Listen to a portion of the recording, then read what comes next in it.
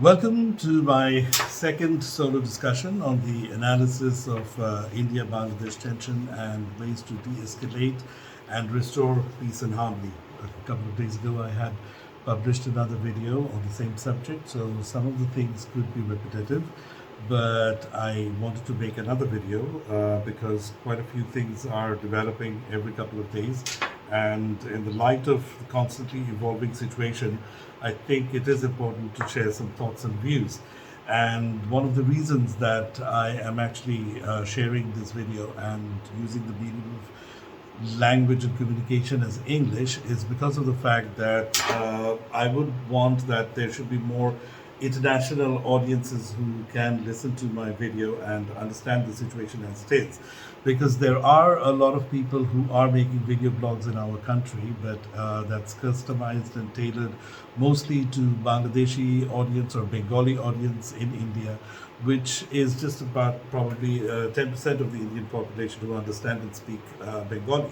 And therefore, I think that there are a lot of people in India and in many other parts of the world who probably are not understanding or getting an adequate idea about what exactly is happening over here in Bangladesh. So that is the reason why I'm trying to make this video in the language of English. I need to give a little bit of an introduction about myself because whoever's watching the video may wonder, like, who is this? Who's the person who's saying all these things? Well, by profession, I'm an organizational development and performance management consultant, and I work for several companies in parallel, and I've got about 26 years of work experience in the above field, which is HR, organizational development and performance management. And I work with several large companies and at the same time currently, and I have the experience of working with many large corporates and a few multinationals as well.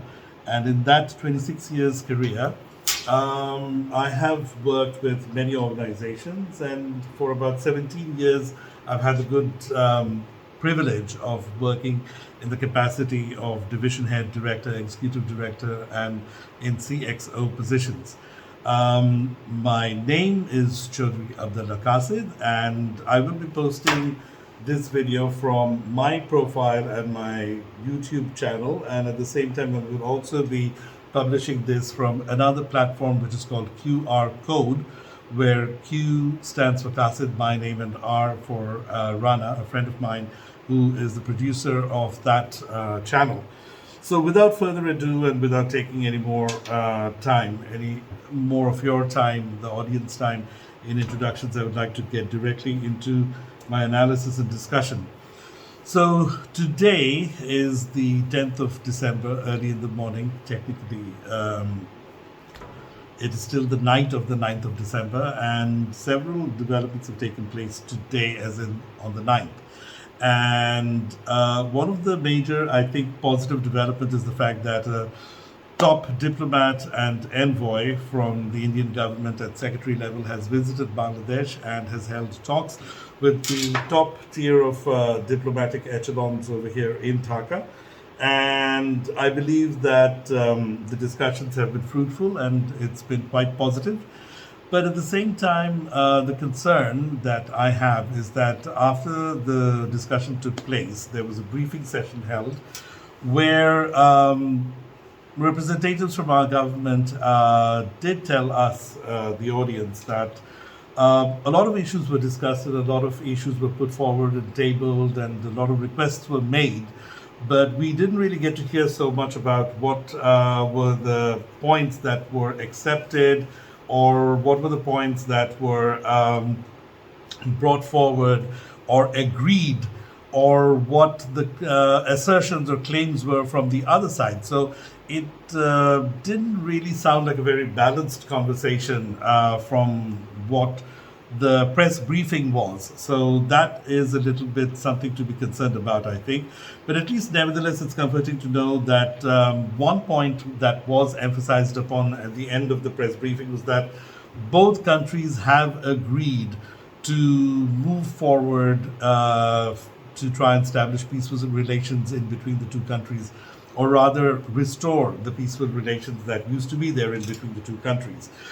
So the concern at the same time, what is not nice is that today I actually watched and found that there were quite a few Indian channels, mainstream channels, unfortunately, where several Bangladeshi journalists and barristers and people of importance were invited to be panelists in discussions that were being held in those channels. And over there, um, the way in which the discussions were held was actually was not very nice, and I think the tone that was used was very derogatory and condescending.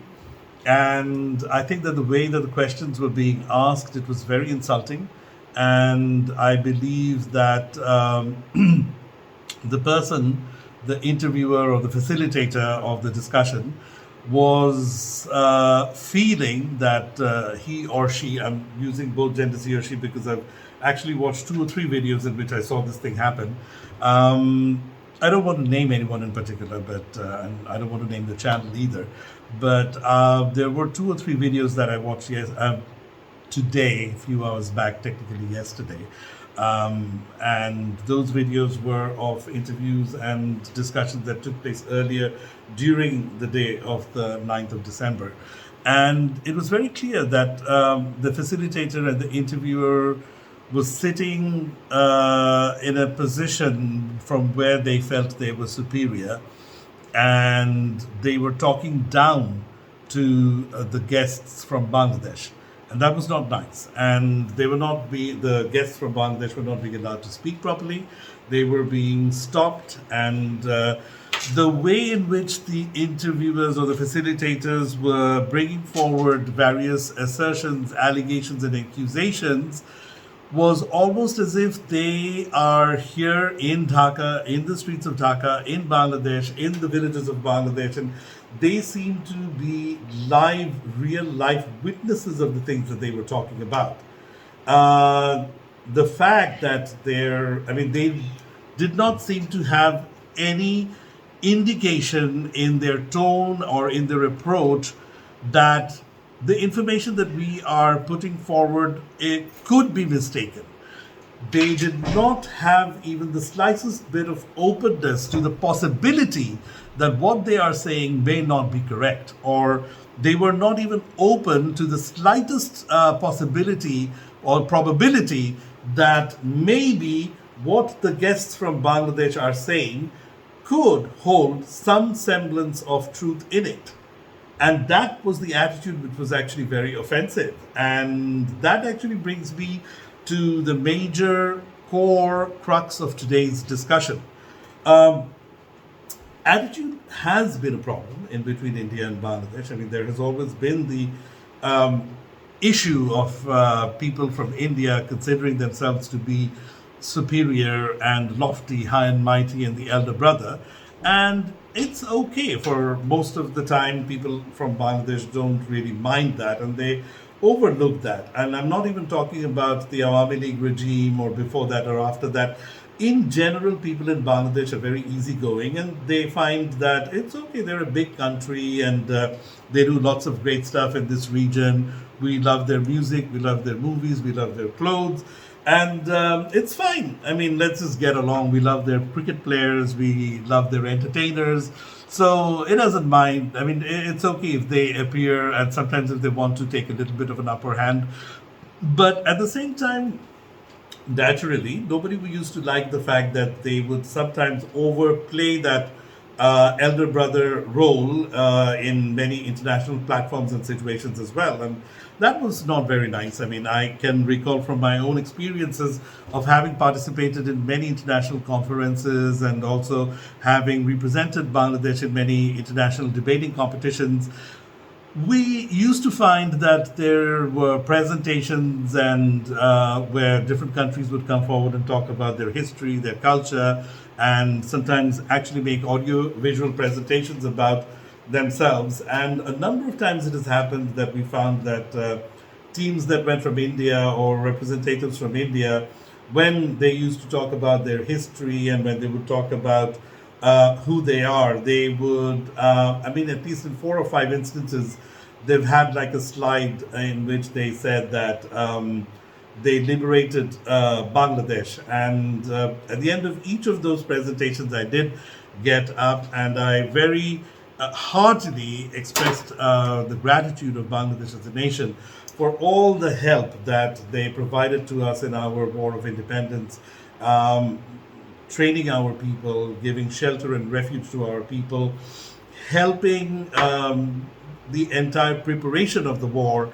and also recognizing us. And definitely at the end, there was a contingent of Indian armed forces that came in, which helped us to, seal the deal and become independent at the very end. That thrust that came in from the Indian army is definitely something that helped us out a lot, and we cannot deny that.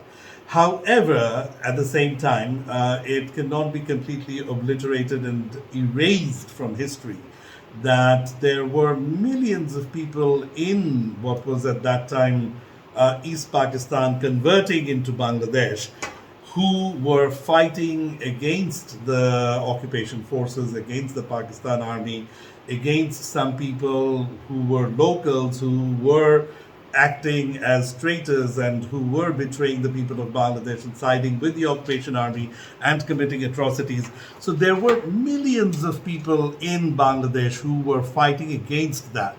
There were millions of people in Bangladesh who were building up resistance against that.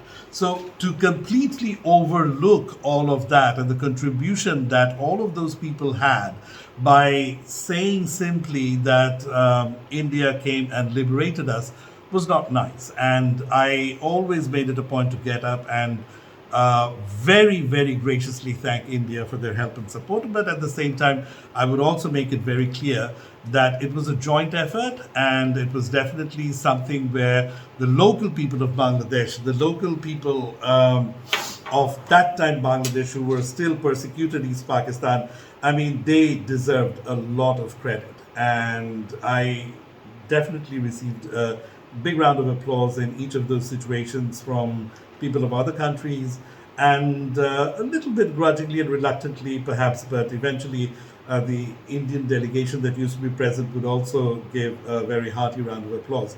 So respect needed to be earned, and I think I contributed in earning that. But I think that it was not nice to have that sort of an attitude in the very first place. But what I want to say is that that attitude over the years, especially over the last 15 years, it has worsened. I will say that because I have traveled to India many times for various programs, events, healthcare issues of family members, attending conferences. I was invited as a speaker in many places. And I have seen that I could tell that the impression about Bangladesh is gradually changing, and Bangladesh is being perceived as probably like somewhat of a subservient vassal state, or like another extension of the country, and that was not nice actually. And I think it's things like that which snowballed and which grew into becoming a major problem for the people of Bangladesh, and that is what is finding expression now. So I think a lot of the problems that we are seeing now traces its origins to communication, miscommunication rather is the more appropriate word, and I think a little bit of attitude. And unfortunately, right now, the main problem that is happening is largely the attitude that is being displayed on media. I am somebody who has had a very good relation with India through training programs, through various intellectual exchanges, awards, corporate dealings, a lot of things. But I will say that even a person like me, myself, I started to feel a little bit agitated when I was watching those videos in which the facilitators, and they're not like small channels, they were like very big mainstream channels. And the way that they were literally scolding the guests that came in from Bangladesh, that was not nice.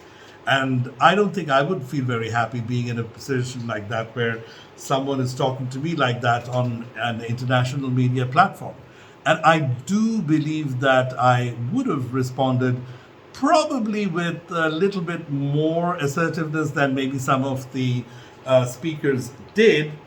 Probably they felt a little embarrassed, probably they felt a little intimidated at the way in which all that information was being bombarded and the accusations were being bombarded upon them. But as somebody who's seasoned in handling negotiations, even at an international level, I believe that I would have responded to some of the things in certain ways. And I thought that that's one of the reasons why I need to make this video today, in spite of the fact that I did cover a lot of these subjects in an earlier video, which I published only 2 days ago. So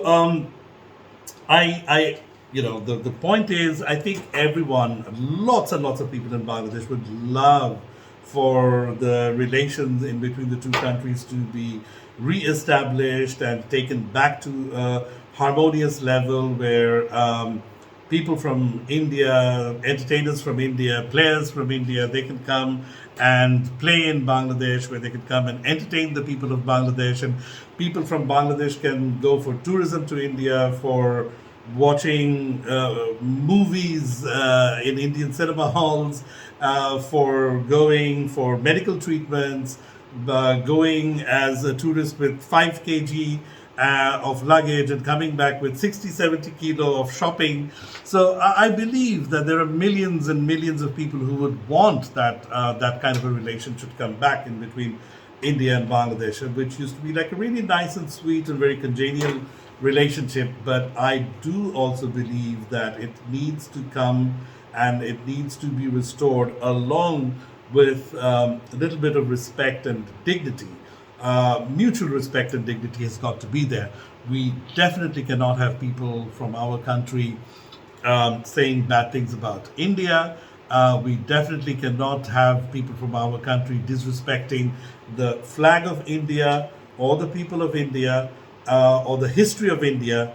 And definitely we cannot have people of India, the media of India, most of all, and certain politicians of India talking negatively. And I want to make it clear by saying certain politicians, because as a government, the stance is still positive and still focused towards creating peace. At least that is what has been communicated in today's diplomatic discussions, which is very nice. But there are still some politicians who are making comments which are not helping the situation, and that's why I'm saying that we do need improvement in the attitude and the outlook of certain people who are in media and politics in India. And I think that a lot of the people in India who are currently experiencing a little bit of concern and panic and thinking that maybe a lot of the things that is being said in the media of India is true, is because of the fact that the way in which the information is being presented with so much of pomposity and arrogance, and it's being displayed in a way that there is no iota of doubt in the authenticity of the information that is being put forward. And that is unfortunately creating a lot of panic and stir among a lot of people in India who normally would not have been affected by any of this. So I am hoping and praying that good sense prevails and the media is going to start toning down on the stance that they've taken, and hopefully that alone, that one factor alone, will contribute significantly towards restoration of the balance in between the two countries. Let's talk a little bit about where will this kind of false storm of propaganda take us. Now, I'm a very peace-loving person, and the main objective of this initiative of mine of having this kind of a video discussion is to try and help and maintain the stability in between India and Bangladesh, and to try and maintain the balance of peace. But like I said, even I could not help feel a little bit agitated by the behavior that I saw in the Indian TV channels. The demeaning attitude that was being displayed towards Bangladeshi guests was not acceptable. honestly, I'm going to be very blunt about it. It was not acceptable.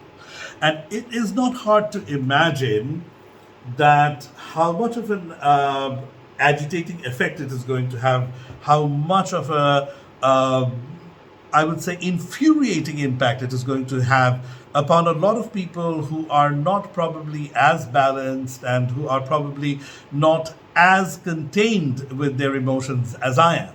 And that would account for a significant part of the population who are more sensitive, who are more emotional, who are more sentimental.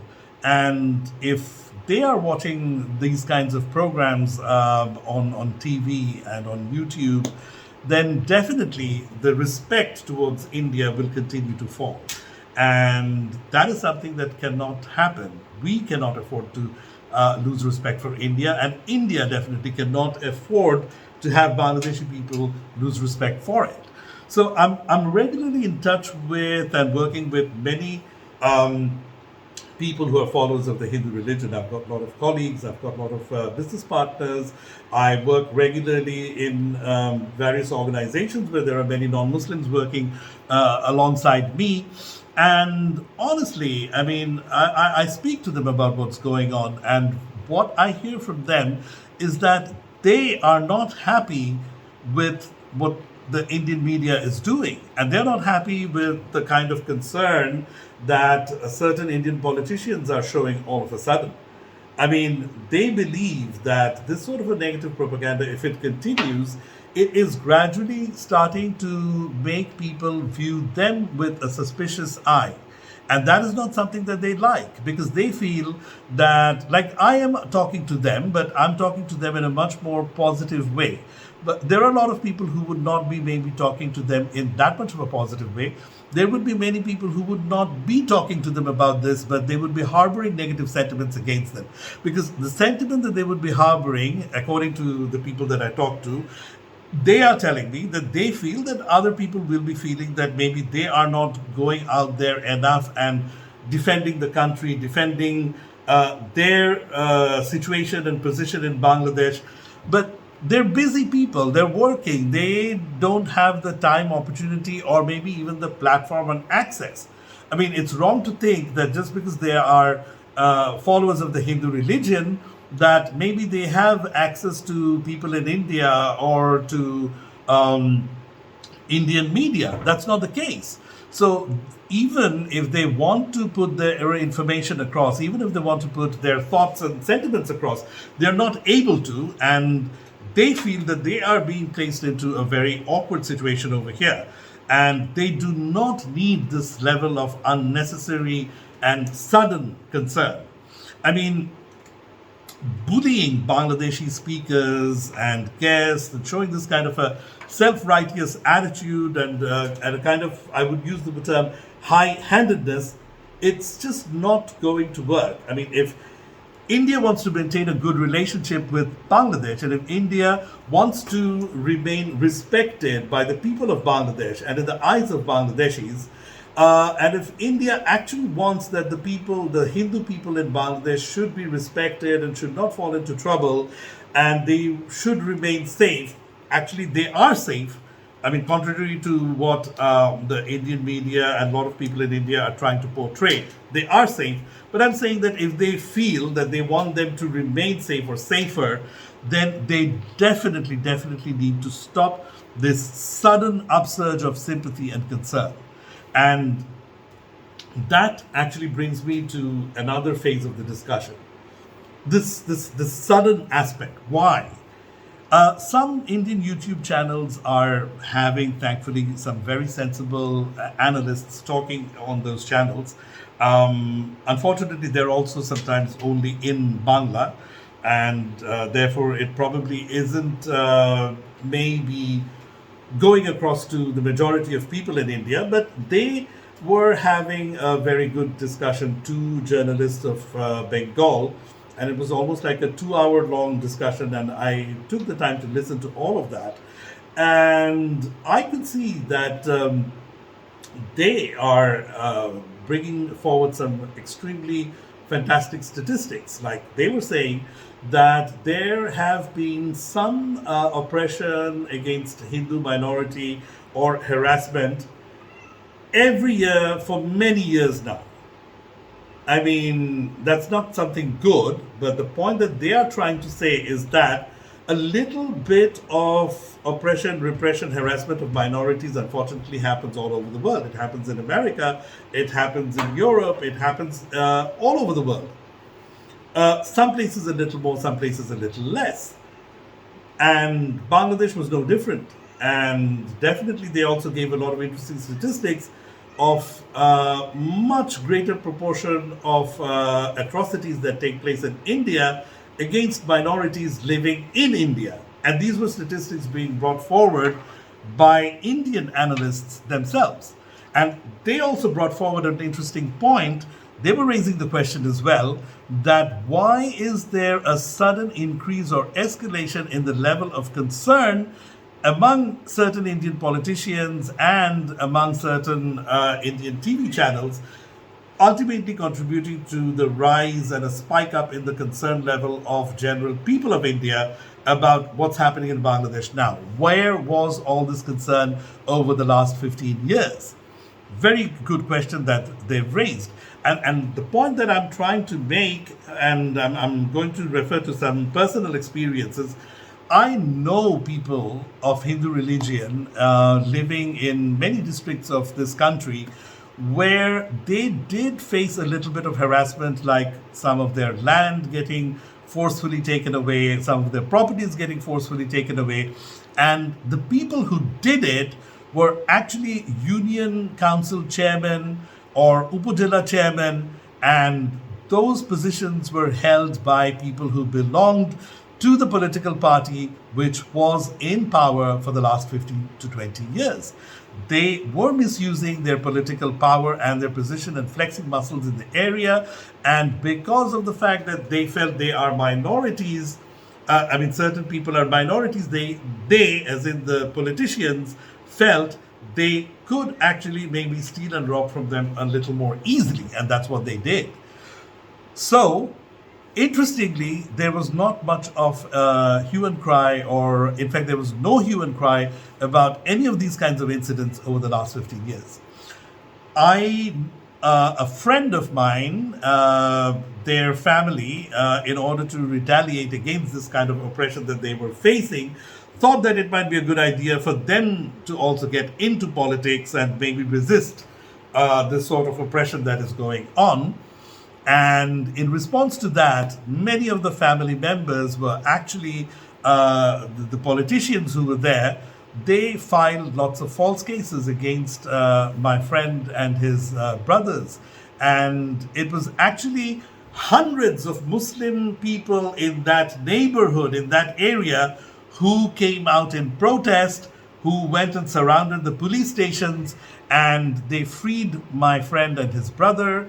And they actually went right up to the topmost people in the political ladder in the capital over here and spoke to them and got their help in freeing my friend and his family members' names from all these kinds of false cases. And who put them into that sort of trouble? It was not any radical Muslim party followers. It was not any radical Islamists. They were people of the previous political party. And by no means am I saying that everyone who belonged to the previous political party were bad. Undoubtedly, at least 20 to 30 million people were active supporters of that political party. And you definitely cannot say that all of them were bad. But there were tens of thousands of them who were misusing the power to a very great extent. And that is why they did become extremely unpopular, and that is why the people decided to overthrow them. So the point that I'm trying to make is that the reason for showing this extra concern, and the point that the two Indian journalists were also trying to make, is the fact that certain politicians and maybe certain segments of the government felt that the previous political party was their friend and the only people through whom they would be able to maintain a good relation with Bangladesh. And the moment that they have been ousted and removed from the position of power, the people in India, the decision makers in India, are probably thinking that they have lost their ally, and they are thinking that they will not be able to have a proper relationship with Bangladesh anymore, and they're not giving the time that is needed in order to try and develop that sort of a good relation.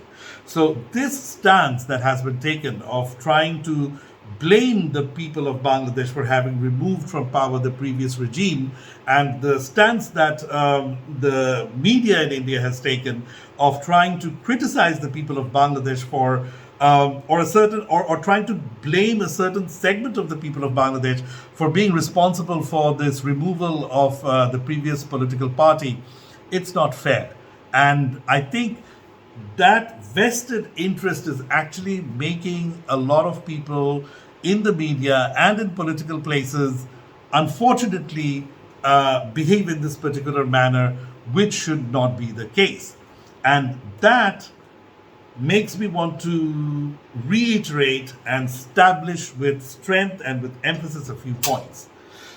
Some of the things that need to be, some of the statements that are being made, the narratives that are being made in the channels that need to be refuted, I want to point out a few of those. And at the same time, I also want to point out or assert and declare a few things that need to be made clear to everyone all over the world.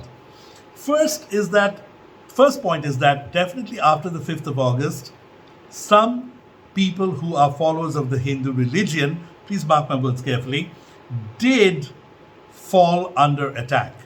But they were not attacked because of the fact that they were followers of the Hindu religion, but because of the fact that they were office holders of the previous regime. And not just office holders, but people who misused the power and who were involved in committing various kinds of crimes and atrocities in their areas. And that's why they incurred the wrath of the people in those areas. There are thousands of Hindu people who were also in politics, who were not attacked, who were not affected, because they maintained decent relationship with the people in their area. So that is something that needs to be established. And this is not a propaganda, honestly. I mean, you just have got to believe it. And if you don't believe it, come to Bangladesh, talk to a few hundred people, go to the different places and see that whatever that I'm saying is the information that you will also get, and everything that you find over here will corroborate what I'm saying. The next point is that Awami League did become unpopular. Yes, I'm just going to mention the name straight out. I'm not going to say that everything that Awami League did was bad. I'm a very neutral person, and I do appreciate that the economy has expanded, industrialization has expanded, lots of infrastructure development, and there have been many videos in which, in the past, in which I have appreciated the tremendous strides that have been taken in the last 15, 16 years towards development and towards making Bangladesh much more advanced country than what it was when they first came to power. So I do give them credit for that. However, the fact is that hundreds of billions of dollars have been siphoned out by people who belonged to this political party, or who were supporters of the political party, or business people who were facilitating this political party. And hundreds, and right now the situation is such that it's even very difficult to calculate how much money has been siphoned out. Currently, the number is at around 200 billion, but there are many estimates that are saying that across 15 years, and it could hit $1 trillion. And the interesting thing is that not all of it was even stolen outside. A lot of it was actually, the money was kept inside, and a lot of people did steal the money and buy a lot of property over here, and they did not pay taxes, the amount that needed to be paid. They did not pay the VAT, they did not pay the duties. That is also somewhat, let's say, it's a gray area about, taxes and all of that. But a lot of the times there was direct siphoning off of government funds for projects. There was funds being used for a lot of nefarious activities, gambling, and drugs, and lots of other kinds of negative things happened over the last 15 years. And as a result of that, I mean, there's almost $1 trillion missing. There were huge share market scams that completely destroyed lives of millions of people, and thousands of people have actually taken their lives. They've committed suicide for losing this kind of money that they did. So lots of terrible things actually happened, and it would not at all be prudent for people in India, or for the government of India, or the media of India, to completely blindside all of that simply because they personally like a particular person or a particular person's political party. So it's very important that India realizes that, of course, Awami League was their ally. Awami League did lots of great stuff in Bangladesh, done. But at the same time, Awami League did a lot of, not Awami League maybe as a party, but thousands and thousands of people who belonged to Awami League did millions and millions of terrible things. And that's what has actually led to the collapse of the party. And it's time to accept that. Another thing that needs to be pointed out, and I would call this selective amnesia or selective blindness, and that is the fact that the Indian channels, only a few YouTubers and a few video blogs in India fairly and accurately talked about the atrocities that were taking place in July and August. In the majority of the cases, the mainstream media in India, they were not showing the kind of barbarism that was happening in the streets of Bangladesh in July and August, and mostly being carried out sometimes by the police and sometimes actually by followers of the Awami League party. And this was an entire chapter that was completely skipped and overlooked by the media, the mainstream media of India. And if India is a country that prides itself on having media which is very fair and neutral, then of course we as a nation would like to ask and throw this question to them, that why in that case was your media not giving the proper coverage of what was going on over here? So that also is something that needs to be pointed out. Then finally, I want to come to the aspect of Chinmoy, the ISKCON case. Now, there is a lot of propaganda going on about this entire Chinmoy case. And I want to make a few points very clear. First of all, from the information that we all have, and it's common knowledge over here, Mr. Chinmoy, he was no longer a part of ISKCON when he was arrested. He has had his own issues inside ISKCON, for which he was removed from the organization a few weeks ago, or probably more than a month ago, a couple of months ago, in fact. And that had to do with allegations of misconduct and a lot of other things. I don't want to unnecessarily get into those. The point I'm trying to make is that he was not a part of the religious organization, and therefore legally and technically he was not a religious leader at the time when he was arrested. The second point, and that is very important, is the fact that the reason for his arrest was not because of the fact that he was preaching Hinduism, or for the fact that he was, maybe glorifying Hindu gods and goddesses or the teachings of the Ved. No, that was not the case. He was talking about maybe dividing up a part of Bangladesh, or conversely, he was also making suggestions about reabsorbing Bangladesh into a greater country. Now, that honestly can be interpreted as sedition.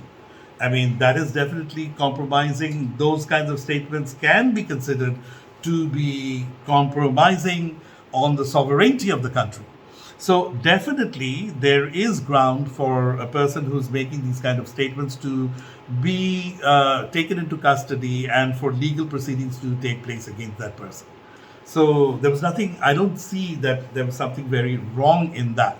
He was not arrested because of any religious reasons. Okay, now, and he was making direct and indirect statements supporting the previous regime. And when a regime is kind of under scrutiny for having conducted a lot of atrocities, it's not a wise idea to go up on the stage and to try and justify things that the previous government has done. I mean, even if you may like them, it's probably a very unwise thing to do, to get up over there and start propagating those kinds of thoughts.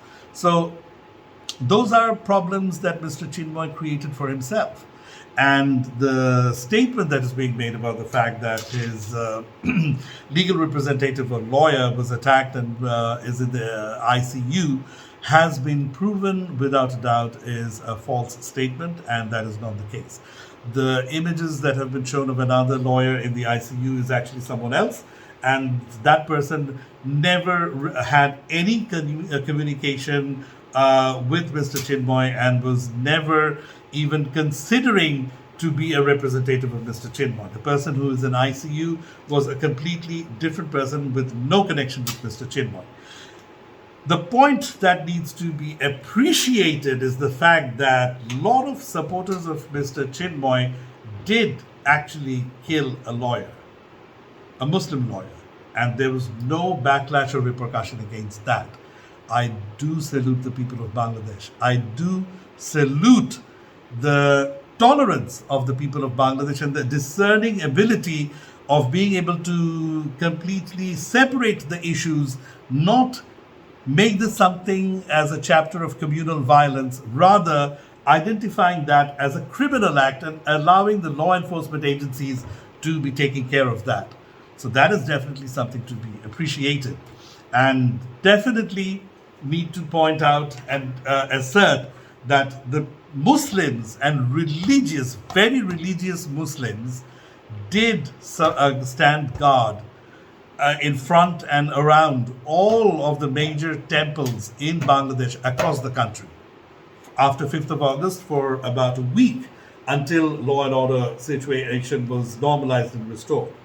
So definitely we need to understand that, the narrative that's being put out there and all the time trying to make the people who study in madrasas or religious preachers who are the priests and the maulanas, always trying to portray them in a negative light and trying to say that they are villains and they are trying to do some kind of a negative conspiracy. That's not fair. Some of them probably are, and some of them, I may even remove the word probably, and I would say that some of them are involved with some activities like that, but most of them are not. And I think that became very apparent in what happened in the second week of August in Bangladesh, and the way that they contributed to maintaining communal harmony all across the country is definitely praiseworthy.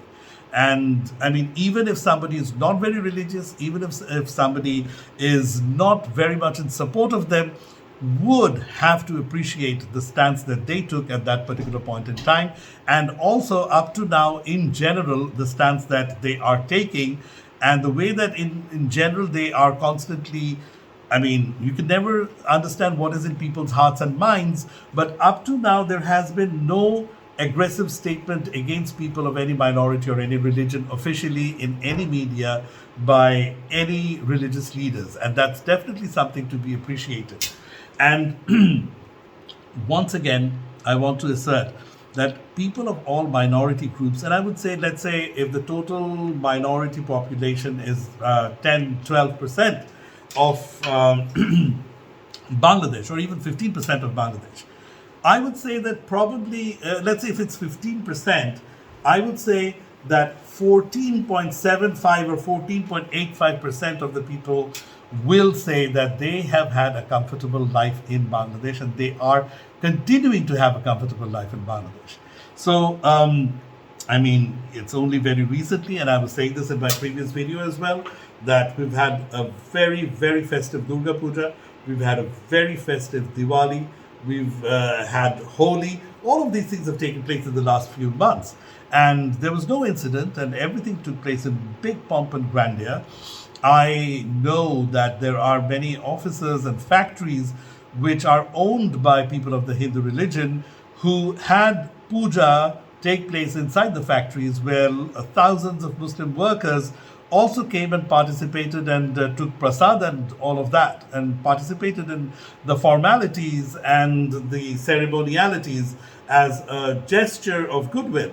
So, I mean, where's the problem? Where is all this? I mean, where is the Indian media getting all their information from?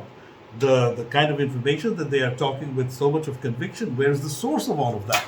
So that is something that I definitely want to say, that a lot of the things, I would say 99% of whatever the Indian media is saying is exaggerated, and I would say 95% of it is or 90% of it is exaggerated, and 9% of it is completely concocted. Maybe 1% of it has any validity. And that is something that I want to say with a lot of conviction and strength and emphasis. And with that, I come towards the end of this discussion that I want to have. And that discussion, the last thing that I want to talk about is who gains, who loses, and what is to be gained or lost from continuation of such propaganda. See, the point I want to make is that no one gains. No one gains and everyone loses to varying extents, but everyone is a loser. No one gains. India is much bigger than Bangladesh, and I do believe that, of course, Bangladesh will lose a lot more if it gets into an aggressive confrontation with India. India is a giant. India is like a 20-ton truck driving beside us, and we are a car, maybe 1200cc car driving beside it. So undoubtedly, the fact is that, yes, I mean, there can be a collision in between the two, and of course, it's the car that will be smashed badly, accepted. But at the same time, the truck will not be without damages. And in many cases, if the truck is going at a high speed, which I would like to say, I mean, try to give that as a metaphor of going recklessly without thinking too much, then sometimes even a bump with an auto rickshaw can send a very large vehicle off the road as well. And we need to understand that, I mean, both countries, both India and Bangladesh, stands to lose if there is going to be a confrontation. Let's look at some of the things. Like, let's say good sense prevails, and thank God there won't be a full all-out war. But if both sides feel that it's nice to maintain a little bit of tension and to push and shove one another a little bit, and if there are skirmishes taking place at the border, what's going to happen in a situation like that? When skirmishes happen, it's not without blood. It's not without bloodshed. I mean, if there are, let's say, 20 or 30 gun battles that take place sporadically at various parts along the border, hundreds of soldiers will be killed on both sides, not just Bangladesh. A lot of people will die in India as well. Not a single, I mean, life is not so cheap. I mean, politicians and leaders should not be able to gamble lives away so easily. So we need to protect lives. We need to protect the lives of the people who are guarding our frontier. Just because they're there guarding the frontier and just because they took some oath to fight does not mean that they are expendable. So that is something that we need to have respect for life, for Indian life, for Bangladeshi life. So that is something that I want to make it very clear, that even if there is a border skirmish, there will be losses on both sides, and we don't want that. Nobody should be wanting that. Next, let's look at the economic aspect. Definitely, economic transactions in between both the countries are going to stop. Undoubtedly, Bangladesh imports so many things from India. I believe we import 50 to 20 billion dollars officially worth of goods every year from India. And I don't mind saying that unofficially the number could be 35 billion. Maybe even more. Honestly, I wouldn't even be surprised if it's 100 billion if you consider the amount of goods that comes in people's suitcases and bags and across the border. So, I mean, think about it. Definitely, Bangladesh is not bringing in all of those goods just for decoration. Bangladeshi people needs that, and it will take a hell of a lot of time to find substitute sources for all of that. and you don't know if you're going to get it at the same kind of price or the same kind of quality. Therefore, undoubtedly, it's going to be a huge loss for Bangladesh. But on the Indian side, you're losing a big market. You're losing 40, 50 billion dollars worth of exports, formal and informal, from your country to Bangladesh every year. So that is a big problem. Let's say that there are almost, I mean, not too many Bangladeshi people are working in India, but a lot of Indians are working here in Bangladesh. The official number is about 500,000, but unofficially, more than 1.5 million, some people even say 2 million Indians are working here in Bangladesh. And a lot of people, they come on tourist visa, and then they come and they stay for 3 months and work under a tourist visa. They go back for a couple of weeks and then come back again. So that's been going on for a lot of years now. And formally, informally, some people have calculated that probably there's anything in between 10 to 20 billion dollars of salary is paid to Indian nationals in Bangladesh. So that for sure will, come to an end. That's not going to happen. And from Bangladesh, there are about 5 million visitors every year to India. As far as I know, from a little bit of statistical digging that I did, the highest number of foreigners that are coming into India is actually from Bangladesh.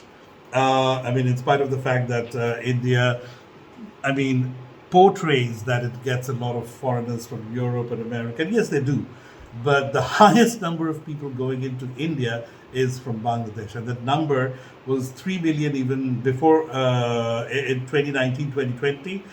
It dipped a little bit during COVID, but after that, it's actually shot up to almost 5 million a year. And out of that, almost 3 million are for medical purposes, and 2 million are stated for family and for tourism. Now, you think about it, like if each person goes in and they spend even $1,000 in India, then that means you are looking at $5 billion. And of course, many people are spending a hell of a lot more than just $1,000. So that's another 5 to 10, $15 billion of money that Bangladeshis are putting into India in shopping, in medical services, in tourism, in hotels, in food, in transport. So that's another loss for India as well. And of course, you need to consider the fact that if aggression happens and there's a bit of military action and Muslims get killed over here, some people will definitely start coloring this as a religious thing on both sides of the border. And there will be some Hindu people dying in the aggression, and then people will say, a lot of Hindu people in India will start taking it out on Muslims living in India. And I think the current number of Muslims is almost 0.3 billion. That's an enormous number. So even if, let's say, 90% of them remain very calm and very loyal and very submissive, but even if 10% of that population starts responding to that religious narrative and they start creating a little bit of a ruckus inside the country, that's going to create a hell of a lot of problems for India. And at the same time, when all of these things start happening, then one needs to remember Indian diplomats, I'm sure they're far, far, far more intelligent. They can trade me 20 times in the same day. So it's just common knowledge for them that they've got some unfriendly countries all around. And I'm not just talking about big Pakistan. There's this China they don't have good relations with. There is Bhutan they don't have good relations with now. They don't have good relations with Nepal now. There are problems all around. So, what's to say that everyone will not start poking them from the borders? So that's actually opening up way too many areas for worry and conflict, isn't it? And of course, for Bangladesh, we'll be finished. We'll be crushed. Maybe, if it becomes like an all-out war, then infrastructurally and economically, in every way, we will be pushed back to the Stone Ages. So, of course, people in Bangladesh also should not be acting belligerent, and they should not be wanting to flex muscles and show that we are a big power. We are not. We will be very, very badly affected in this kind of a conflict. But the point I'm trying to make is that India will also not leave without scars. So why should we be talking about all of that? Let's work towards peace. I mean, let's not forget something very important. Let's not forget something very important. World's biggest superpower, United States of America, didn't have a clean win after the Second World War. They couldn't come back being a clear victor in the Vietnam War. They were not a clear victor in the Korean War. They were not a clear victor in their war with Iraq. Definitely not so with Afghanistan. And you name it. I mean, what's the situation in between Russia and Ukraine? Russia is the next biggest superpower. Putin alone is probably the most formidable leader in the entire world. And look at how there is a big standoff taking place in between a tiny little country like Ukraine compared to Russia. I mean, Ukraine is big, but what I'm trying to say is that if you compare it against Russia, Ukraine is probably not even 3 or 4% of the size of Russia. So, but it's been almost 3 years now.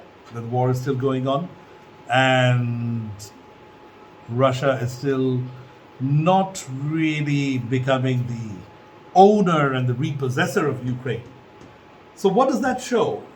It shows that, in spite of the fact that a country could be really big, when another country, however small it may be, gets pushed back to the wall, the country gets its back to the wall, they retaliate. And situations get really bad at that point. And you do need to also consider the fact that Bangladesh has been a very active supplier of troops to the UN. So the United Nations will owe a little bit of a debt of gratitude towards Bangladesh. And I'm sure that the UN will send some troops to Bangladesh to help protect Bangladesh as well. And what is that actually, where does all of that, take us?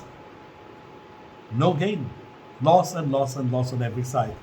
So I believe that we should, neither India nor Bangladesh should be doing anything stupid or irresponsible. And of course, another point I had made in my previous video as well, and I think I should re-emphasize upon that, problems will start all over the world. There are millions of Bangladeshis living in America, in Australia, in the UK, in Canada, all over the Middle East. And in all of these places, there are probably 5-6 times more Indians living in those places as well. And the moment these two countries will start clashing, clashes will start happening in all of these other countries as well. And you will very soon find hundreds of Bangladeshis getting into groups and protesting. And then there will be thousands of Indians coming and trying to quash those protests. And then there will be fights. And then the police of those host countries will be intervening. They will be arresting a few hundred Indians, a few hundred Bangladeshis, and there will be repeated incidents like this happening. And across a year, you might find 1 million Indians have been sent back. 1 million Bangladeshis have been sent back. Remittances are going down. Relations with those countries are being affected, and trade relations are being affected, and those countries are no longer wanting to allow people from India or Bangladesh to go and stay there, work there, study there. They will call us troublemakers. So where are we heading? Where are we pushing the entire world to? Let's not get into all of that. So the violence and the unrest, it's going to affect us all terribly. So in conclusion, even a little bit of skirmish and tension alone can create havoc. So just imagine what escalated violence and war is going to do to this entire region and to people who belong to this region living all over the world. So let's not push people of Bangladesh and India living all over the world into a dangerous situation. Let's not do that. Let's all be responsible. And let's all work towards peace.